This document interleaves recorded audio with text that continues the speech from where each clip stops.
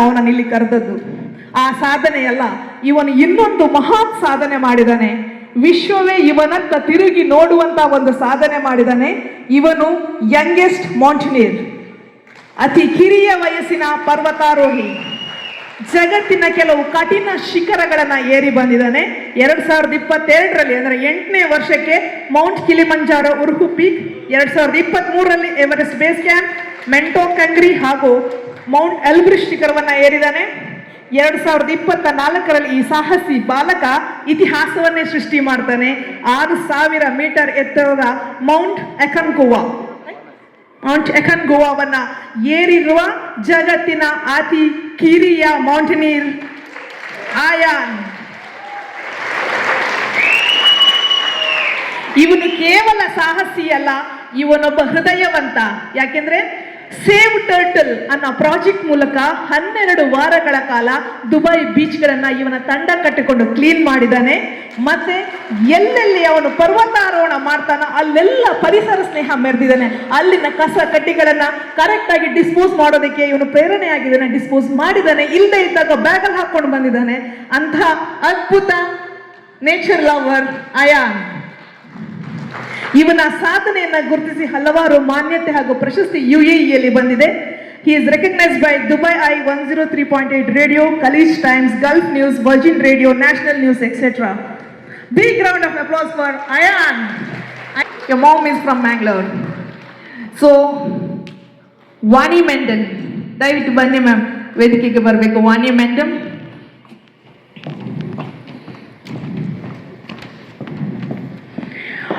Ayan, how old are you? 10 years old, right?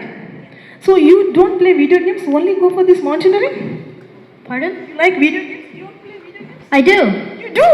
Oh. So what inspired you for this mountaineering in this young age? Pardon? So my dad, back in 2019, he climbed Kilimanjaro, and this was so interesting for me. I wanted to see this from my point of view.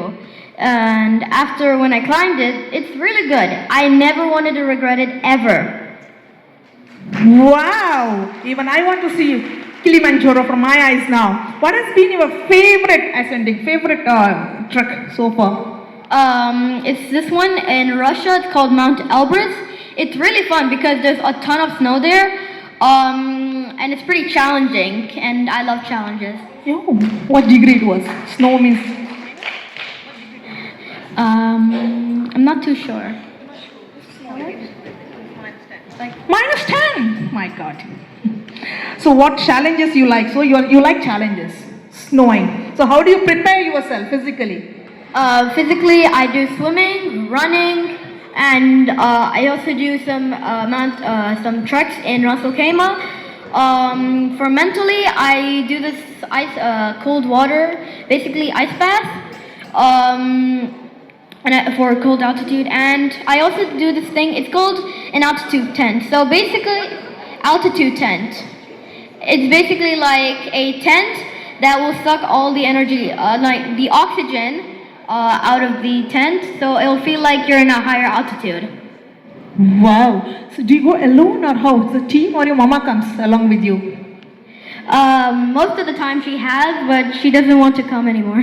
She doesn't want to come in. Even she climbs with you, Kilimanjaro and all those things. Yeah. Very good.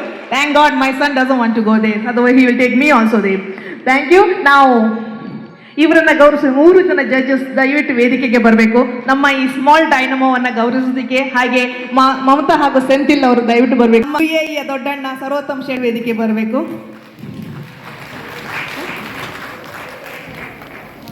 Naveed ಅವ್ರು ದಯವಿಟ್ಟು ಬರಬೇಕು.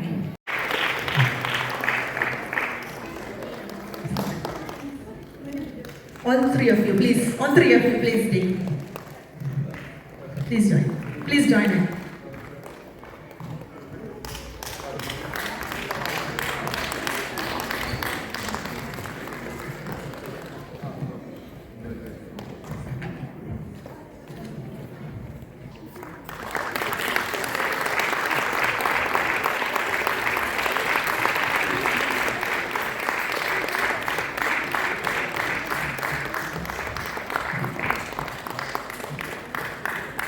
ಹೌದಣ್ಣ.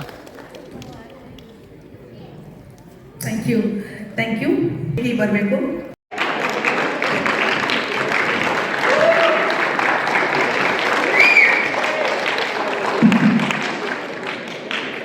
ಸ್ವಲ್ಪ ಇದ್ದು ಇಲ್ಲಿ ಯುಎಇಯ ಉತ್ತರದಲ್ಲಿ 4 ಬಲಿಷ್ಠವಾದ ಕರ್ನಾಟಕ ಸಂಘಗಳು. ಆದರೆ ಯಾವ ಕರ್ನಾಟಕ ಸಂಘ ಮಾಡದ ಕೆಲಸವನ್ನು ಇವರಿಬ್ಬರು ಮಾಡಿ ತೋರಿಸಿದ್ದಾರೆ, ಮಮತಾ ಮತ್ತು ಶಂಕರ್. ಅವರ ದೊಡ್ಡ ಚಪ್ಪಾಳೆ. ಒಂದನೇದಾಗಿ. ಎರಡನೇದಾಗಿ ಈ 3 ಜಡ್ಜಸ್ ಅನ್ನು ಸೇರಿ ಮಾಡಿದಾರಲ್ಲ, ದಿ ಬೆಸ್ಟ್ ಜಡ್ಜಸ್ 3 ಕೂಡ. ನಾನು ಶುರುವಿನಿಂದ ಕಡೆ ತನಕ ನೋಡ್ತಾ ಇದ್ದೇನೆ ಅವರ ಜಡ್ಜ್ಮೆಂಟ್. ಆ ಮೇಡಮ್ನ ಫಿಂಗರ್ನಿಂದ ಗೊತ್ತಾಗ್ತ ಅವರು ಎಷ್ಟು ಪರಿಣಿತರು ಅಂತ ಹೇಳಿದ್ರಲ್ಲಿ. ಆ ಬೆರಳುಗಳು, ಅವರ ಬೆರಳುಗಳು ನಿಲ್ತಾ ಇತ್ತಲ್ಲ, ಅದು ತೋರಿಸ್ತದೆ ಅವರು ಎಷ್ಟು ಪರಿಣಿತರು ಅಂತ ಹೇಳಿ. ಈ 3 ಜಡ್ಜಸ್ ಅನ್ನು ಸೆಲೆಕ್ಟ್ ಮಾಡಿದ್ರಿ, ದಿ ಬೆಸ್ಟ್ ಜಡ್ಜಸ್. 4ನೇದಾಗಿ 3ನೇದಾಗಿ ವೆನ್ಯೂ. ಈ ವೆನ್ಯೂ ಉಂಟಲ್ಲ, ಈ ಒಂದು ಕಾರ್ಯಕ್ರಮಕ್ಕೆ ಸೂಕ್ತವಾದ ವೆನ್ಯೂವನ್ನು, ಈ ಜಾಗವನ್ನು ಸೆಲೆಕ್ಟ್ ಮಾಡಿದ್ದಾರೆ. ಅದಕ್ಕೊಂದು ದೊಡ್ಡ ಚಪ್ಪಾಳೆ. Congratulation, all the best. YouTube ಬರ್ತದೆ, ಆ ಯೂಟ್ಯೂಬ್ ಅನ್ನು ಎಲ್ಲರೂ ನೋಡ್ಬೇಕು. ಇವರ ಇಂಟರ್ವ್ಯೂ, ಆರತಿ ಅವರ ಇಂಟರ್ವ್ಯೂ. ಇನ್ನೊಬ್ಬರನ್ನ ಮಾಡ್ತಿರುತ್ತೆ, ನಿರೂಪಣೆ ಮಾಡಿದವರು ಅನುಪಮ ಭಟ್. ಅವರು ಕೂಡ ಒಳ್ಳೆ ನಿರೂಪಣೆ ಮಾಡಿದ್ದಾರೆ, ನಿರೂಪಣೆಯನ್ನು ಕೊಟ್ಟಿದ್ದಾರೆ. ಅವರು ಕೂಡ ದೊಡ್ಡ ಚಪ್ಪಾಳೆ.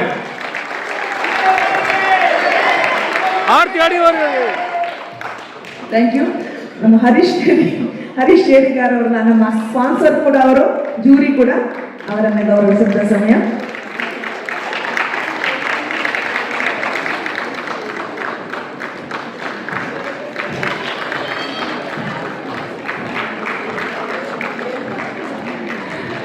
ಜಡ್ಜಸ್ ರೆಡಿಯಾಗಿದ್ರೆ ವೇದಿಕೆಗೆ ಬರ್ಬೋದು.